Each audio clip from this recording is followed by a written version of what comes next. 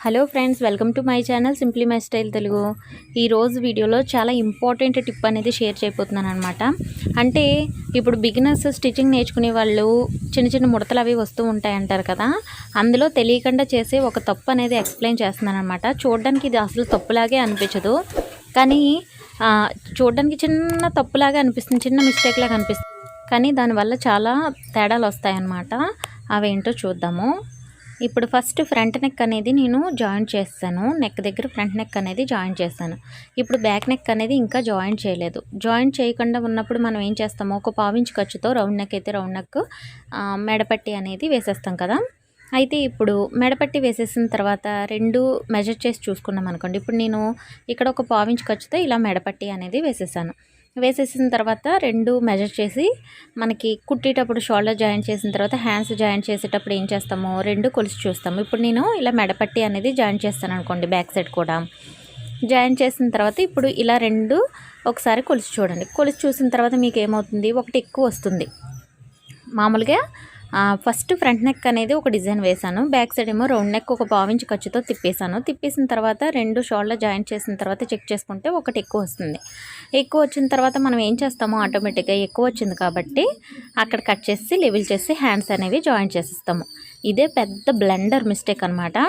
ఎందుకు ఇది మిస్టేక్ అనేది ఇప్పుడు నేను క్లియర్గా ఎక్స్ప్లెయిన్ చేస్తానండి. చాలామంది చేసే తప్పు, రెండు షోల్డర్స్ ఈక్వల్ రాకపోతే ఎక్కడ కట్ చేసేస్తాం మనము, హ్యాండ్స్ జాయింట్ చేసే ప్లేస్లో ఈ సైడు కరెక్ట్గా కట్ చేసేసి లెవెల్ చేసుకుంటే వెళ్ళిపోయి హ్యాండ్స్ అనేవి జాయింట్ చేసేస్తాం అనమాట.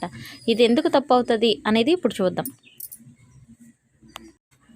మరొకసారి చెప్తున్నానండి. ఫ్రంట్ సైడ్ నెక్ అనేది నేను జాయింట్ చేస్తాను. జాయింట్ చేసిన తర్వాత బ్యాక్ సైడ్ రౌండ్ నెక్ వేయాలి కాబట్టి ఒక పావించి ఖర్చుతో మనం జాయింట్ చేసేస్తాము.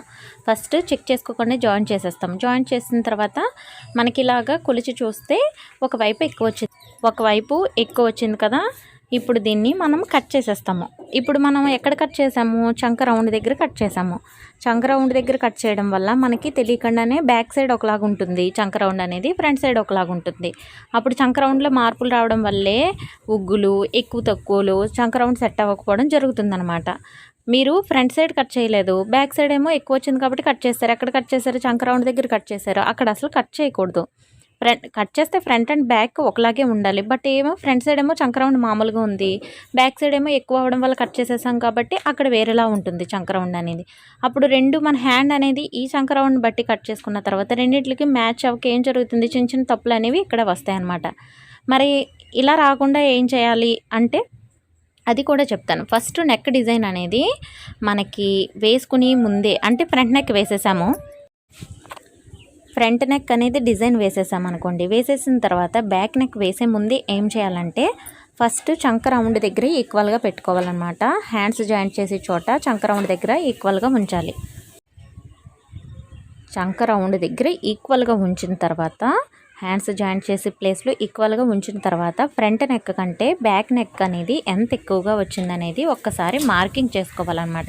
ఇప్పుడు నేను హ్యాండ్స్ జాయింట్ చేసే ప్లేస్లో ఈక్వల్గా ఉంచిన తర్వాత ఇక్కడ మనకి ఖర్చు అనేది ఎంత వదులుకోవాలనేది ఫస్ట్ ఫ్రంట్ నెక్ కంటే బ్యాక్ నెక్ ఎంత ఎక్కువ ఉందో మార్కింగ్ చేసుకోవాలి. ఇది కంపల్సరీ అనమాట. చూసారు, ఇక్కడ 1/2 ఇంచ్ వరకు వచ్చేసింది ఖర్చు అనేది. 1/2 ఇంచ్ అనేది మనం వెయ్యము. 1/2 ఇంచ్ వేయకుండా ఒక పావించు తోటి మనం వేసి తిప్పేసిన తర్వాత ఎక్కువ వచ్చిన ప్లేస్నేమో ఇక్కడ హ్యాండ్స్ జాయింట్ చేసే ప్లేస్లో కట్ చేసేస్తాము. క్లాత్ని చంక రౌండ్ మారిపోతుంది, హ్యాండ్ ఒకలా కట్ చేస్తాము. టోటల్గా ఇక్కడే మిస్టేక్స్ వస్తాయన్నమాట. తెలియదు ఇది ఒక మిస్టేక్ అని కూడా గుర్తించరు అనమాట. తెలియకుండానే ఈ మిస్టేక్ అనేది జరుగుతుంది. ఇది మిస్టేక్ అని కూడా తెలియదు, అంతా బాగానే కట్ చేసామే, ఎక్కడ తప్పు వచ్చింది అనుకుంటారు. ఇగోండి ఇటువంటి తప్పులేనమాట. కాబట్టి ఇప్పుడు నేను చెప్పిన విధంగా బ్యాక్ నెక్ అనేది జాయింట్ చేసే ముందే మనకి ఫ్రంట్ నెక్ కంటే ఎంత ఎక్కువ వచ్చిందో ఒకసారి చూసి మార్కింగ్ చేసుకోండి. మార్కింగ్ చేసుకున్న తర్వాత ఇప్పుడు హ్యాండ్ అనేది ఫస్ట్ నెక్ డెప్త్ ఎంత కావాలో, ఏ నెక్ డిజైన్ కావాలో కట్ చేస్తాను కదా బ్యాక్ సైడ్. ఇప్పుడు మరొకసారి ఇలా మెజర్ చేసుకున్న తర్వాత ఇలా రెండు మధ్యకి ఫోల్డ్ చేయాలన్నమాట. ఫోల్డ్ చేసిన తర్వాత డ్రెస్ని ఇప్పుడు ఎక్కువ వచ్చింది కదా మనకి, ఇప్పుడు ఏం చేయాలంటే ఖర్చు అనేది మనకి ఎంత జాయింట్ చేస్తామో అంతవరకు వదులుకొని మిగిలిన దాన్ని కట్ చేయాలన్నమాట. మీకు చూపిస్తాను చూడండి. ఇప్పుడు నెక్ రౌండ్ అనేది మార్చకుండా రౌండ్ షేప్ అలాగే ఉంటుంది, బట్ ఖర్చు అనేది ఎక్కువ వచ్చింది కాబట్టి కొద్దిగా ఇలా కట్ చేసుకొని ఇందులో కలిపేసుకొని మనకి ఎంత ఖర్చు అనేది నెక్ పట్టి వేసేటప్పుడు జాయింట్ చేస్తామో అంత ఖర్చు అనేది వదిలేసుకోవాలన్నమాట. చూసారా, ఇప్పుడు ఖర్చు అనేది ఇంత వదిలేసుకున్నాము. నెక్ డిజైన్ అనేది కూడా మార్పు ఏమి ఉండదు. అప్పుడు మనకి షోల్డర్ జాయింట్ చేసినప్పుడు ఈక్వల్గా వస్తుందన్నమాట. ఈ తప్పు రాకుండా చూసుకోండి. వీడియో నచ్చినట్లయితే తప్పకుండా లైక్ చేయండి. Thank you for watching. Please like, share, subscribe my channel.